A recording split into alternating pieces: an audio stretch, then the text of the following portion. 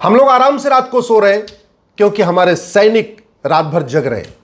हम अपने दिन में काम धाम कर रहे हैं, अपना उद्योग व्यापार चला रहे हैं क्योंकि हमारे सैनिक दिन रात जागकर हमारी रक्षा कर रहे हैं। इसलिए अब हमारी भी कुछ ड्यूटी है कि हम क्या करें। जिस तरीके से हमारे सैनिक दुश्मनों से हमारी रक्षा कर रहे हैं, वैसे भारत के अंदर के दुश्मनों को भी हमें पहचानना होगा और उनको भी निस्तनाबूद करना होगा। बहुत सारे नेता हैं जो बड़ी बड़ी बातें करते हैं सोशल मीडिया में, लेकिन एक शब्द उनके मुंह से नहीं निकल रहा है। वो भारत माता की जय नहीं बोल पा रहे, जय हिंद नहीं बोल पा रहे, जय हिंदुस्तान नहीं बोल रहे हैं। ठीक है, सरकार की बड़ाई मत करो, लेकिन सेना के साथ तो खड़े हो जाओ। नरेंद्र मोदी जिंदाबाद मत बोलो, लेकिन सेना जिंदाबाद तो बोलो। हम अपने उन्हीं वीर सैनिकों के कारण अपना सारा कुछ कर रहे हैं, आराम से कर रहे हैं, देश के अंदर सुरक्षित बैठे हुए, हमारे बच्चे सुरक्षित बैठे हुए, फिर भी कुछ आस्तीन के सांप भारत के अंदर बैठ के एक शब्द नहीं बोल रहे हैं सेना के सम्मान में। न वो जय हिंद बोल रहे, न जय हिंदुस्तान बोल रहे, न वंदे मातरम बोल रहे, न भारत माता की जय बोल रहे। अगर इस समय भी नहीं बोलेंगे तो ये फिर कब बोलेंगे। पूरा देश हमारा आतंकवाद के खिलाफ एक खड़ा हुआ है, फिर भी कुछ नेता, अभिनेता, लेखक, बुद्धिजीवी, पत्रकार, कलमकार, एडिटर, यूट्यूबर अभी भी दाएं से बाएं से कभी सरकार की आलोचना, कभी कुछ कर रहे, कभी चलो ठीक है सरकार की आलोचना बाद में कर लेना, लेकिन इस समय कम से कम सेना के साथ तो खड़े हो जाओ। इसलिए मैं आप लोगों से आग्रह कर रहा हूं कि सोशल मीडिया के अकाउंट्स को खंगालिए। ये जितने नेता, अभिनेता, लेखक, बुद्धिजीवी, पत्रकार, कलमकार, यूट्यूबर हैं, इनका सोशल मीडिया के अकाउंट खंगालिए। अगर ये पिछले एक सप्ताह से मौन बैठे हुए हैं, अगर वंदे मातरम नहीं बोल रहे हैं, भारत माता की जय नहीं बोल रहे हैं, जय हिंद नहीं बोल रहे हैं, जय हिंदुस्तान नहीं बोल रहे हैं, जय भारत नहीं बोल रहे हैं, इनको अनफॉलो करना शुरू करिए। इनके यूट्यूब को अनसब्सक्राइब करना शुरू करिए। इनकी फिल्मों का बायकॉट करिए, इनके सीरियल्स का बायकॉट करिए, इनका चेहरा देखना बंद करिए। अगर कोई उद्योगपति ऐसा कर रहा है तो उसका सामान खरीदना बंद करिए। अगर कोई हीरो, हीरोइन, नेता, अभिनेता या डायरेक्टर, प्रोड्यूसर ऐसा काम कर रहा है, उसका फिल्म देखना बंद करिए, उसका सीरियल देखना बंद करिए। हमारे सैनिक तो अपना जीवन लगा के बैठे हुए हैं भारत की रक्षा के लिए, तो हमारा भी कुछ कर्तव्य होता है कि हम भारत के अंदर आस्तीन के सांपों को पहचाने और पहचान के उनका कम से कम बायकॉट तो करें, उनको कम से कम अनफॉलो तो करें। कोई सदी का महानायक बना हुआ है, कोई सुपरस्टार बना हुआ है, कोई कुछ बना हुआ, क्या क्या टाइटल मिली हुई है और एक शब्द नहीं निकल रहा है। मैंने कई लोगों के अकाउंट देखा, कई नेताओं के अकाउंट देखे। तो मेरा आपसे आग्रह है, सबसे पहले अपने क्षेत्र के विधायक को देखिए, उसने पिछले एक सप्ताह में क्या बोला है भारत के पक्ष में और भारत के सेना के पक्ष में। अपने सांसद को खंगालिए। ये जो 5000 सांसद विधायक हैं, इनके अकाउंट को तलाशिए, ढूंढिए और शुरुआत अपने क्षेत्र के विधायक और अपने क्षेत्र के सांसद से करिए। अगर नहीं है उसको एक्सपोज करिए, उसको ट्विटर पे एक्सपोज करिए, उसको फेसबुक पे एक्सपोज करिए, हर जगह एक्सपोज करिए। ऐसे जितने सदी के महानायक और जितने संगीतकार हैं, जितने गवैया हैं, जितने नचैया हैं, जितने बजाने वाले हैं, जितने गाने वाले हैं, जितने म्यूजिशियन हैं या जितने निर्माता हैं, जितने निर्देशक हैं, जो हीरो हैं, हीरोइन हैं या मॉडल हैं या स्टैंड अप कॉमेडी करते हैं, इनको ढूंढिए, इनको पहचानिए। अगर ये जय हिंद, जय हिंदुस्तान नहीं बोल पा रहे, वंदे मातरम, भारत माता की जय नहीं बोल रहे, इनको शर्म भेजिए। इनको पहली बात तो अनफॉलो करिए, इनको अनसब्सक्राइब करिए और इनको निस्तनाबूद करिए सोशल मीडिया के माध्यम से। ऐसे बहुत सारे नेताओं को मैं देख रहा हूं। अरे भैया ठीक है, तुम्हें मोदी जी से दिक्कत है, भाजपा से दिक्कत है, सरकार से दिक्कत है, लेकिन तुम बचे हुए हो भारत में, तुम्हारे ऊपर मिसाइल नहीं गिर रही है, तुम्हारे बच्चे सुरक्षित हैं, तो हमारी सेना के कारण कम से कम भारत की सेना जिंदाबाद तो कह सकते हो ना। जय हिंद तो बोल सकते हो, जय हिंदुस्तान तो बोल सकते हो, जय भारत तो बोल सकते हो। अगर वो भी नहीं बोल रहे हो तो फिर आप हमारे देश के लिए खतरा है। इसका मतलब आप एक तरीके से स्लीपर सेल है। ऐसे स्लीपर सेलों को पहचानना जरूरी है। कुछ बात और मैं जरूर कहना चाहूँगा। आखिर पाकिस्तान से इतनी बार जंग हो चुकी है, फिर भी जंग खत्म नहीं हो रही है। आखिर क्या कारण है कि पाकिस्तान आतंकवादियों के साथ खड़ा हुआ है?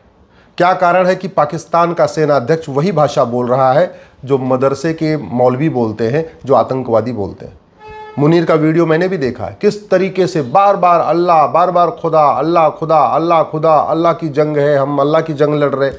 जिस तरीके से वो बातें कर रहा है, यही बात तो मदरसों में समझाई जाती है। मुझे नहीं पता है कि ये जो मुनीर है ये मदरसे से पढ़ा हुआ है या मदरसे का निकला हुआ है, मुझे नहीं पता, लेकिन जो भाषा बोल रहा है ये मदरसों की भाषा बोल रही है। तो इस देश के नेता, अभिनेता, लेखक, बुद्धिजीवी, पत्रकार भी इस बात को समझ लें कि वेद, पुराण, बाइबल, कुरान एक समान नहीं होता। इस देश के सारे जज इस बात को समझ लें कि गुरुकुल और मदरसा एक समान नहीं होता।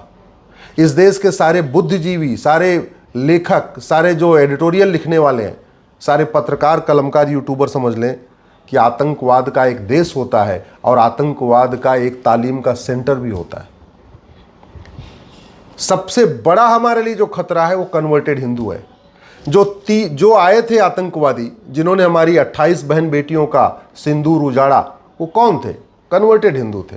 कोई अरब, दुबई, कुवैत, बहरीन से नहीं आया था। सब ये कन्वर्टेड हिंदू थे। 4-5 पीढ़ियां पहले इनके पूर्वज हिंदू हुआ करते थे। इसलिए मैं कहता हूं, हिंदुस्तान के लिए सबसे बड़ा खतरा कन्वर्टेड हिंदू है। हिंदुओं के लिए सबसे बड़ा खतरा कन्वर्टेड हिंदू है। भारत की संस्कृति के लिए सबसे बड़ा खतरा कन्वर्टेड हिंदू है। चाहे याकूब मेनन हो, चाहे अजमल कसाब हो, चाहे बुरहान वानी हो, चाहे अफजल गुरु हो, और चाहे ये जो भी आए थे जिन्होंने 28 बहन बेटियों का सिंदूर उजाड़ा, ये सब के सब कन्वर्टेड हिंदू हैं।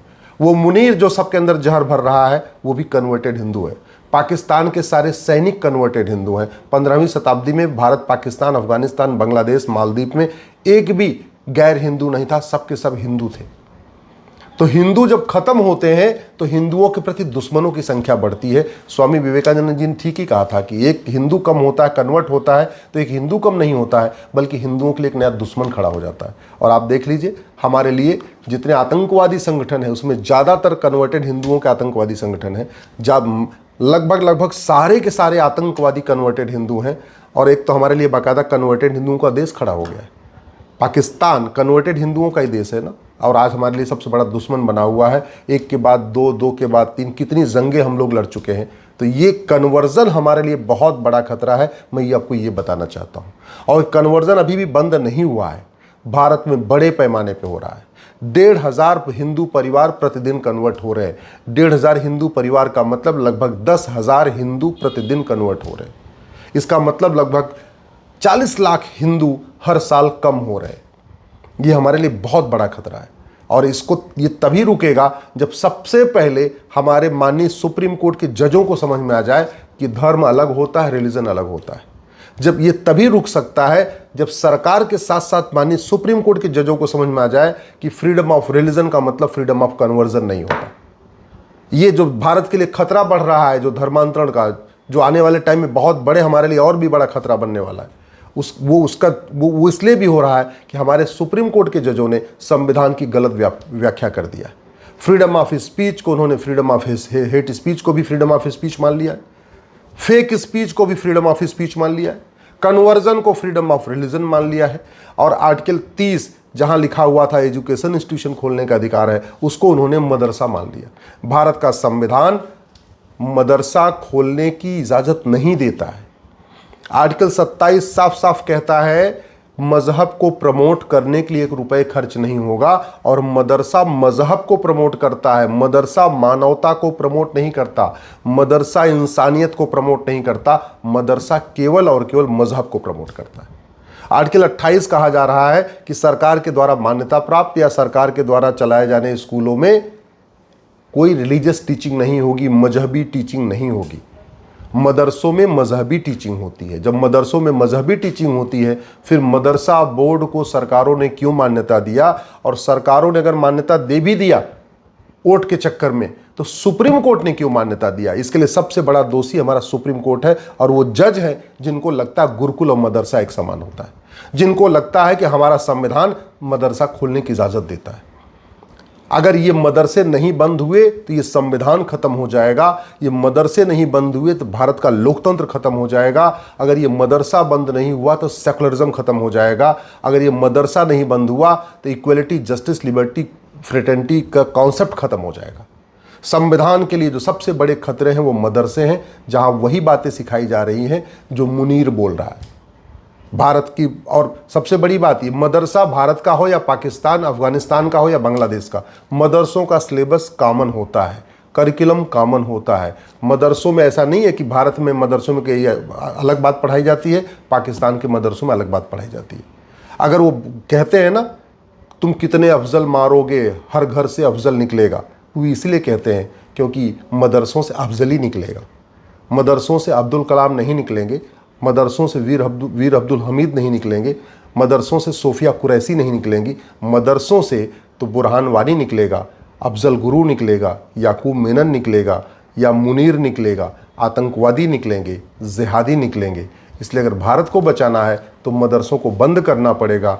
माननीय सुप्रीम कोर्ट को इस बात को समझना पड़ेगा। इसके पहले के जो जजमेंट हुए, जो माइनॉरिटीज़ के नाम पे मदरसा खोलने की इजाज़त दिया है, उन जजमेंट्स को रिव्यू करना होगा। नहीं तो ये देश बर्बाद हो जाएगा, न सेना बचा पाएगी, न कोई बचा पाएगा। अगर मदरसों को हमने प्रतिबंध बैन नहीं लगाया तो ये अब सुप्रीम कोर्ट की ड्यूटी हो चुकी है कि वो अपने सभी पुराने फैसलों को रिव्यू करे और भारत में यूनिफॉर्म एजुकेशन सिस्टम लागू हो। इसके लिए आगे से सुप्रीम कोर्ट अपना भी प्रयास करे।